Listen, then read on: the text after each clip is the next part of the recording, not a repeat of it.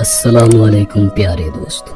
کہا جاتا ہے کہ ایک حکیم صاحب ہوا کرتے تھے جن کا کلینک ایک پرانی سی عمارت میں ہوتا تھا۔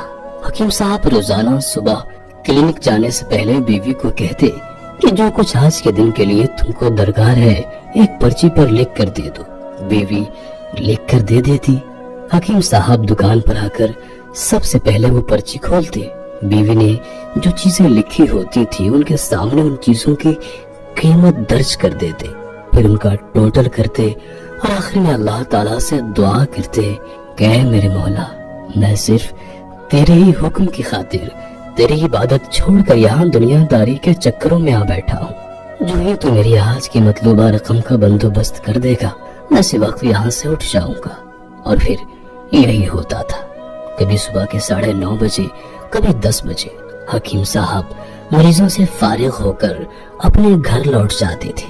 ایک دن حکیم صاحب نے دکان کھولی، رقم کا حساب لگانے کے لیے پرچی کھولی تو پرچی کو دیکھتے کہ دیکھتے ہی رہ گئے۔ ایک مرتبہ تو ان کا دماغ گھوم گیا، ان کو اپنی آنکھوں کے سامنے تارے چمکتے ہوئے نظر آ رہے تھے، لیکن جلد ہی انہوں نے اپنے جذبات پر قابو کیا۔ دراصل آٹے دال وغیرہ کے بعد بیگم نے لکھا تھا بیٹی کے جہیز کا سامان۔ ایک دن حکیم صاحب نے دکان کھولی، کچھ دیر سوچتے رہے، پھر چیزوں کی قیمت لکھنے کے بعد جہیز کے سامنے لکھا یہ خدا کا کام ہے، خدا جانے۔ ایک دو مریض آئے ہوئے تھے، ان کو حکیم صاحب دوائی دے رہے تھے۔ اسی دوران ایک بڑی سی کار ان کے کلینک کے سامنے آ کر رکی۔ حکیم صاحب نے کار یا کار والے کو کوئی خاص توجہ نہ دی، کیونکہ کئی کاروں والے ان کے پاس آتے رہتے تھے، اور بزرگ چونکہ ایسے باتوکل اور نیک مرد خدا تھے اور اللہ والوں کی نظر میں دنیا اور دنیا داروں کی حیثیت ہی کیا ہوتی ہے۔ دونوں مریض دوائی لے کر چلے گئے۔ اب وہ کار والے کار سے باہر نکلے اور سلام کر کے بینچ پر بیٹھ گئے۔ حکیم صاحب نے کہا اگر آپ نے اپنے لیے دوا لینی ہے تو ادھر اسٹول پر آ جائیے تاکہ میں آپ کی نبض دیکھ لوں، اور اگر کسی مریض کی دوائی لے کر جانی ہے تو بیماری کی کیفیت بیان کرے۔ وہ صاحب کہنے لگے کہ حکیم صاحب میرا خیال ہے کہ آپ نے مجھے پہچانا نہیں، لیکن آپ مجھے پہچان بھی کیسے سکتے ہیں، کیونکہ میں 15-16 سال بعد آپ کے کلینک میں داخل ہوا ہوں۔ آپ کو گزشتہ ملاقات کا حوال سناتا ہوں، پھر آپ کو ساری بات یاد آ جائے گی۔ جب میں پہلی مرتبہ یہاں آیا تھا تو میں خود نہیں آیا تھا، خدا نے مجھے آپ کے پاس بھیجا تھا، کیونکہ خدا کو مجھ پر رحم آ گیا تھا اور وہ میرا گھر آباد کرنا چاہتا تھا۔ ہوا اس طرح تھا کہ میں اپنے آبائی گھر جا رہا تھا، عین آپ کی دکان کے سامنے ہماری کار پنکچر ہو گئی۔ ڈرائیور کار کا پہیہ اتار کر پنکچر لگوانے چلا گیا۔ آپ نے دیکھا کہ میں گرمی میں کار کے پاس کھڑا ہوں، آپ میرے پاس آئے اور آپ نے کلینک کی طرف اشارہ کر کے کہا ادھر آ کر کرسی پر بیٹھ جائیے، اندھا کیا چاہے دو آنکھیں۔ میں نے آپ کا شکریہ ادا کیا اور کرسی پر آ کر بیٹھ گیا۔ ڈرائیور نے کچھ زیادہ ہی دیر لگا دی تھی۔ ایک چھوٹی سی بچی بھی یہاں آپ کی میز کے پاس کھڑی تھی اور بار بار کہہ رہی تھی چلے نا مجھے بھوک لگی ہے۔ آپ اس سے کہہ رہے تھے بیٹی تھوڑا صبر کرو ابھی چلتے ہیں۔ میں نے یہ سوچ کر کہ اتنی دیر سے آپ کے پاس بیٹھا ہوں، مجھے کوئی دوائی آپ سے خریدنی چاہیے تاکہ آپ میرے بیٹھنے کو زیادہ محسوس نہ کریں۔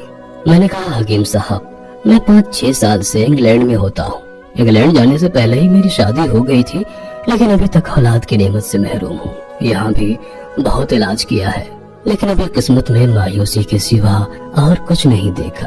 آپ نے کہا میرے بھائی خدا سے کبھی نا امید مت ہونا، یاد رکھو اس کے خزانے میں کسی چیز کی کمی نہیں ہے، اولاد، مال و اسباب، غم خوشی، زندگی، موت، ہر چیز اسی کے ہاتھ میں ہے۔ کسی حکیم یا ڈاکٹر کے ہاتھ میں شفا نہیں ہوتی، اور نہ ہی کسی دوا میں شفا ہوتی ہے۔ شفا اگر ہونی ہوتی ہے تو خدا کے حکم سے ہوتی ہے، اور اولاد بھی وہی دیتا ہے۔ مجھے یاد ہے آپ باتیں کرتے جا رہے تھے اور ساتھ ہی پوڑیاں بنا رہے تھے۔ تمام دوائیاں اپنے 2 حصوں میں تقسیم کر کے 2 لفافوں میں ڈال دی۔ پھر مجھ سے پوچھا کہ آپ کا نام کیا ہے؟ میں نے بتایا کہ میرا نام امجد ہے۔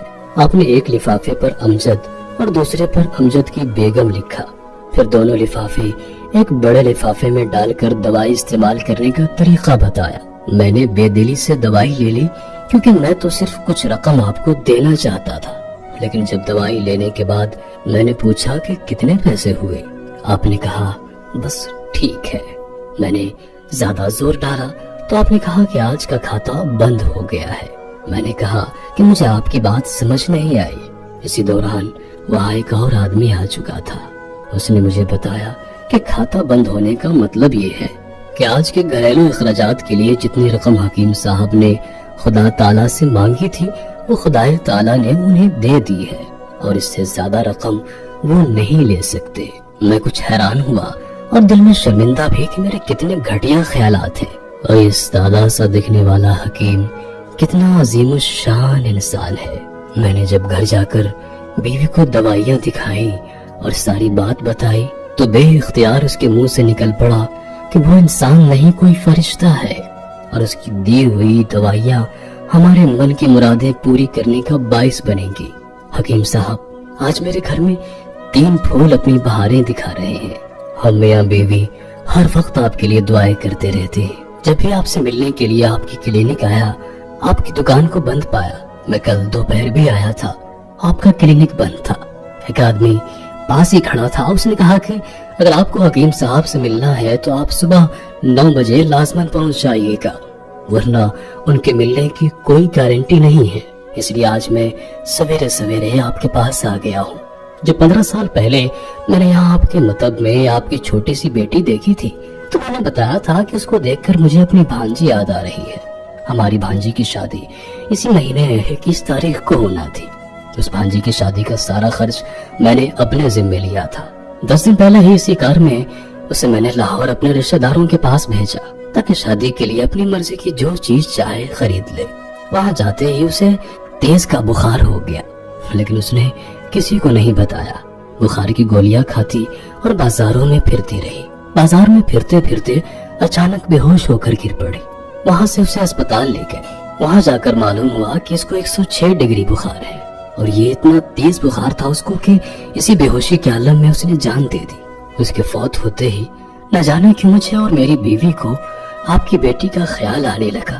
ہم میاں بیوی نے اور ہماری تمام فیملی نے فیصلہ کیا ہے کہ ہم اپنی بھانجی کا تمام جہیز کا سامان آپ کے یہاں پہنچا دیں گے۔ شادی جلد ہو تو اس کا بندوبست خود کریں گے، اور اگر کچھ دیر ہے تو تمام اخراجات کے لیے رقم آپ کو نقد پہنچا دیں گے۔ مہربانی کر کے آپ کو نہ نہیں کرنا ہے۔ حکیم صاحب نے جب اس شخص کی یہ ساری باتیں سنی تو وہ دنگ رہ گئے، اور حکیم صاحب اسی حیرانی کے عالم میں بولے، امجد صاحب آپ جو کچھ کہہ رہے ہیں مجھے کچھ بھی سمجھ میں نہیں آ رہا ہے۔ میں نے تو آج صبح جب بیوی کے ہاتھ کی لکھی ہوئی پرچی یہاں آ کر کھول کر دیکھی تو مرچ مسالے کے بعد اس میں بیٹی کے جہیز کا سامان لکھا ہوا تھا۔ آپ کو معلوم ہے میں نے اس کے آگے کیا لکھا؟ ذرا پرچی آپ خود پڑھ کر دیکھ لیجئے۔ امجد یہ دیکھ کر حیران رہ گئے کہ بیٹی کے جہیز کے سامنے لکھا ہوا تھا، یہ کام خدا کا ہے، خدا جانے۔ حکیم صاحب نے کہا، امجد صاحب یقین کریں آج تک کبھی ایسا نہیں ہوا تھا کہ بیوی نے پرچی پر کوئی چیز لکھی ہو اور مولا نے اسی دن اس کا انتظام نہ کر دیا ہو۔ آپ کی بھانجی کی وفات کا سنا بہت صدمہ ہے ہمیں، لیکن اس کی قدرت پر حیران ہو کہ وہ کس طرح اپنے موج سے دکھاتا ہے۔